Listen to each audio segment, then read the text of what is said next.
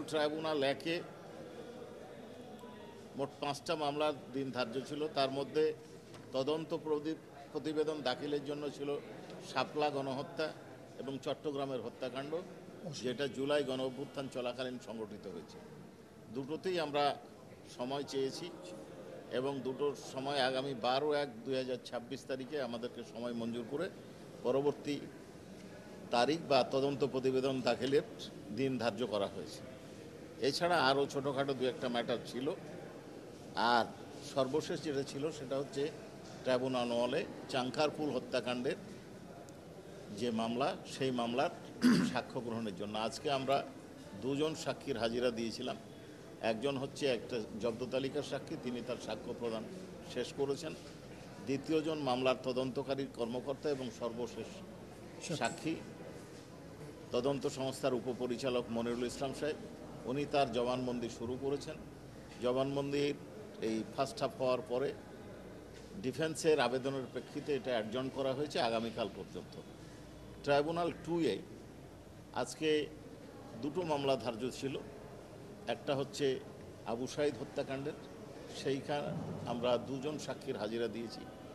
তার মধ্যে একজন সাক্ষী আশরাফুল ইসলামের জবানবন্দি সকালে গৃহীত হয়েছে, তার জেরা চলমান আছে। আর একজন সাক্ষী পুলিশ সাক্ষীর হাজিরা দিয়েছি, আশা করছি সেকেন্ড হাফে হবে।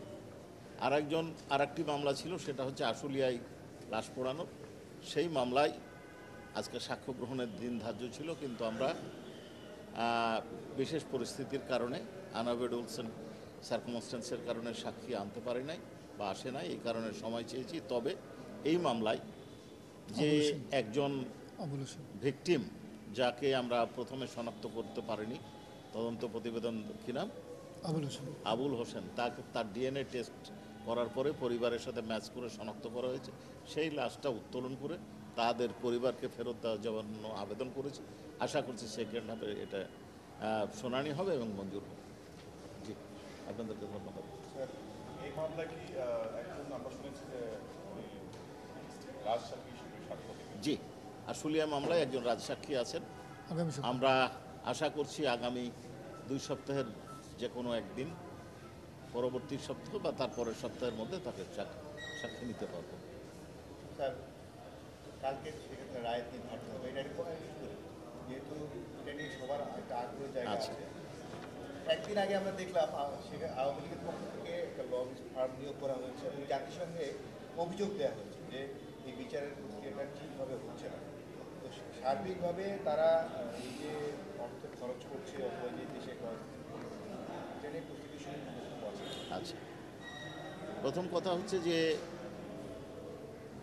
এই বিষয়ে আপনি যেটা উত্থাপন করছেন সেটা আমাদের রেকর্ডের বাইরে। তারপরেও আমরা যেহেতু এই সমাজেরই মানুষ, এই বিষয়গুলো আমাদের নজরে আসে। আপনি যে প্রশ্নটা উত্থাপন করেছেন জাতিসংঘে যে আবেদন করা হয়েছে, সেই বিষয়টি সম্পর্কে বক্তব্য দেওয়ার আগে আমি সোহেল তাজ, আওয়ামী লীগের স্বরাষ্ট্রমন্ত্রী বা স্বরাষ্ট্র প্রতিমন্ত্রী ছিলেন, তার একটা বক্তব্য উপস্থাপন করতে চাই। এটা গতকাল সামাজিক যোগাযোগ মাধ্যমে ব্যাপকভাবে আসছে।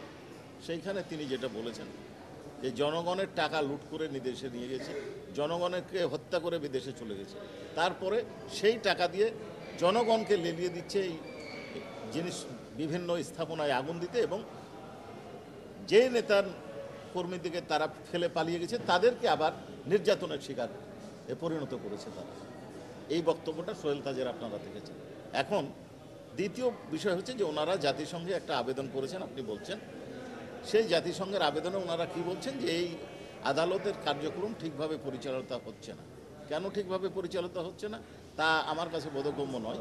কারণ হচ্ছে এই আইনটা তৈরি করেছিলেন মরহুম শেখ মুজিবুর রহমান সাহেবের পার্লামেন্টে। ওই সময় বিখ্যাত 3 জন আইনজীবী এটার সাথে সংশ্লিষ্ট ছিলেন, ডক্টর কামাল হোসেন, মনোরঞ্জন ধর এবং আরেক ভদ্রলোক ছিলেন। পরবর্তীকালে শফিক আহমেদ সাহেব যখন আইনমন্ত্রী এবং আরেকজন বিশিষ্ট আইনজীবী ছিলেন সরকার দলীয় আনিসুল হক সাহেব, এই আইনটা অ্যামেন্ডমেন্ট করেছিলেন এবং 2010 সালে এই ট্রাইব্যুনালটা স্থাপন করেছিলেন, যদিও এই আইনটা 73 সালে হয়েছে।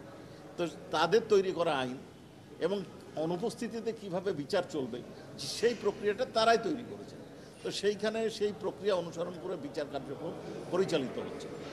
এখন এই ক্ষেত্রে অনিয়ম কি হচ্ছে সেটা যদি ধরাতে হয় তাহলে আসামিকে উপস্থিত হতে হবে, উপস্থিত হয়ে আবেদন করে বলতে হবে যে এইখানে এই অনিয়ম হচ্ছে, এখানে এই অনিয়ম হচ্ছে, এখানে অনিয়ম। পলাতক আসামি পক্ষে অন্য কোনো ব্যক্তি কোনো কথা বলার সুযোগ নাই, শুধুমাত্র স্টেট ডিফেন্স লয়ার ছাড়া। আর আমাদের এখানে স্টেট ডিফেন্স লয়ার তার পক্ষে নিযুক্ত করা হয়েছিল, আপনারা জানেন, আমির হোসেন সাহেবকে। এবং আমি যতটুকু, যদিও আমি ওইভাবে বলা আমার ঠিক নয়, তারপরেও বলি, আমি যতটুকু জানি উনি শেখ হাসিনার আমলের কোনো একটা কোর্টের স্পেশাল পিপির দায়িত্বে ছিলেন, অর্থাৎ উনি তারই লোক ছিলেন। কাজে এইখানে ভিন্ন কোনো সমস্যার সৃষ্টি হওয়ার কোনো কারণ নাই, আইনানুগভাবে বিচার কার্যক্রম পরিচালিত হচ্ছে। এখন দেশে যে বিশৃঙ্খল পরিস্থিতি সৃষ্টি করার অপচেষ্টা চালানো হচ্ছে, তার জন্য আমার বিশ্বাস আইন শৃঙ্খলা রক্ষাকারী বাহিনী দৃঢ়তার সাথে এ ধরনের পদক্ষেপকে রুখে দেবে। মানে এটা কি আপনাকে মনে হচ্ছে কিনা যে জাস্টিস কিনা এটা কি মনে হচ্ছে না আহ,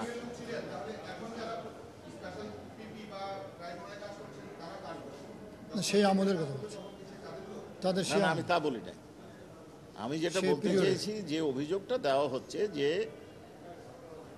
নিরপেক্ষ মানে উপযুক্ত লোককে দেওয়া হয়নি, তো তারা উপযুক্ত যাকে বিবেচনা করে একজন স্পেশাল পিপি নিয়োগ করেছিলেন একটা পদে, তাকে এখানে নিয়োগ 15 বছর, তার মানে তার অযোগ্যতা নাই, এটা বলেছি।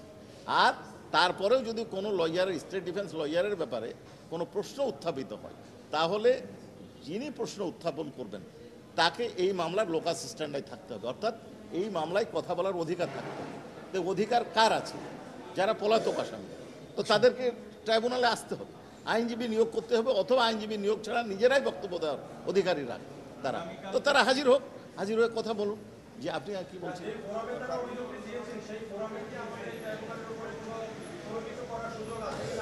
আমাদের ট্রাইব্যুনাল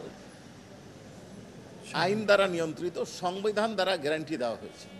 এই আইন দ্বারা এবং সংবিধানের গ্যারান্টি ক্লজ দ্বারা যে ট্রাইব্যুনাল পরিচালিত হচ্ছে, তা কোনোভাবেই কোনো বৈদেশিক ট্রাইব্যুনাল বা সংস্থা বা সরকার কারো দ্বারা নিয়ন্ত্রিত নয়। বিচারের ক্ষেত্রে বিচারকগণ স্বাধীন। ইভেন কোনো প্রসিকিউশনের কোনো বক্তব্য শুনতে তারা মানে প্রেশার বা প্রসিকিউশন যদি বলেন এটা করেন, এটাতে বাধ্য না। তার প্রমাণ আপনারা দেখেছেন, আমরা অনেক সময় অবজেকশন দিয়েছি, যেটা অবজেকশনটা গ্রহণ করা হয়। আমি নিঃসন্দেহে বলতে পারি যে স্বচ্ছ এবং স্বাভাবিক প্রক্রিয়ায় বিচার অনুষ্ঠিত হচ্ছে। এটা একটা প্রোপাগান্ডার অংশ হিসাবে, আমরা সরাসরি সরকারের বিরুদ্ধে প্রোপাগান্ডার অংশ হিসাবে তারা এটা পরিচালনা করছে। আমরা স্যার সরাসরি মিডিয়াতে এবং দেখেছি। বাইরে এখন যেগুলো হচ্ছে এগুলো কি আপনার কাছে মনে হয় যে থ্রেট টু জাস্টিস? আমি থ্রেট টু জাস্টিস মনে করি না, তবে তারা এই বিচারকে বাধাগ্রস্ত করার জন্য এটা করছে, এটুকু বলতে পারি। কালকে কোনো বিদেশি কোনো গণমাধ্যমের উপর নিয়ন্ত্রণ আরোপ করার ক্ষমতা আমাদের নাই। তবে আমি এটুকু বলতে পারি যে গণমাধ্যম তারা কীভাবে কেন প্রচার করছেন তারাই ভালো জানেন। তবে তাদেরকে উচিত এই প্রশ্ন করা যে এই গণহত্যা সংগঠিত হয়েছে, হত্যাকাণ্ডের নির্দেশ দেওয়া হয়েছে, যেটাও আন্তর্জাতিক গণমাধ্যম প্রচার করেছে এবং তারা অ্যানালাইসিস করেছে, এটা তারই কণ্ঠস্বর। তো কাজেই তাদের এই প্রশ্নগুলো করা উচিত এবং যারা এই প্রোপাগান্ডা চালাচ্ছে তাদের এই উত্তরটা দেওয়া উচিত। আগামীকালকে কি সরাসরি ডেট কি আমরা পাবো, নাকি আবার অপেক্ষায় থাকতে হবে, এরকম একটা গুঞ্জন আছে? দেখুন, এইটার বিষয়ে আমি আবারও বলি ট্রাইব্যুনাল। যে রায়ের দিন নির্ধারণ করার এখতিয়ার পুরোপুরি অনারেবল ট্রাইব্যুনালে। তবে আমরা বিশ্বাস করি যে আগামীকাল রায়ের ডেট আমরা পাব। স্যার আরেকটা প্রশ্ন করি, যেটা হলো যে শেখ হাসিনা কি সাজা প্রত্যাশা করেন? আমরা তো ট্রাইব্যুনালে যুক্তিতর্ক উপস্থাপনকালে সর্বোচ্চ। অনারেবল অ্যাটর্নি জেনারেল, আমাদের লার্নেড চিফ প্রসিকিউটর এবং আমি এবং আমাদের আরেকজন প্রসিকিউটর যারা আর্গুমেন্ট করেছি, সকলেই সর্বোচ্চ শাস্তি দাবি করেছি। আর অ্যাপ্রুভারের কি খালাসলি হয়? অ্যাপ্রুভারের ক্ষেত্রে আপনাদেরকে বারবার বলেছি, আপনাদের সিনিয়র করেসপন্ডেন্ট সেখানে আছেন, কই ওনাকে দেখতে পাচ্ছেন, ওই যে উনি বারবার বলেছেন যে সব উত্তর আমার কাছে পাওয়া যায় না। আপনাকে আবারও বলি, এই এখতিয়ারটাই আমাদের নাই উত্তর দেওয়ার। এই এখতিয়ারটা হচ্ছে সময়টা আপনার সম্পূর্ণ আছে। ট্রাইব্যুনালে। প্রত্যাশা তো আছে। অ্যাপ্রুভারের ক্ষেত্রে প্রথম হচ্ছে যে উনি গিল্টি প্লিড করবেন, যেটা উনি গিল্টি প্লিড করেছেন। দ্বিতীয় হচ্ছে ফুল ডিসক্লোজার উনি করেছেন অনারেবল ট্রাইব্যুনালের শর্তে। এখন সেই শর্তটা আমাদের দৃষ্টিতে ফুলফিল হয়েছে। অনারেবল ট্রাইব্যুনাল যদি মনে করেন যে হ্যাঁ অনারেবল ট্রাইব্যুনাল যে শর্তে ক্ষমা করেছেন সেটা ফুলফিল করেছেন, সে অনুযায়ী ওনারা নির্দেশ দেবেন। Sir thank you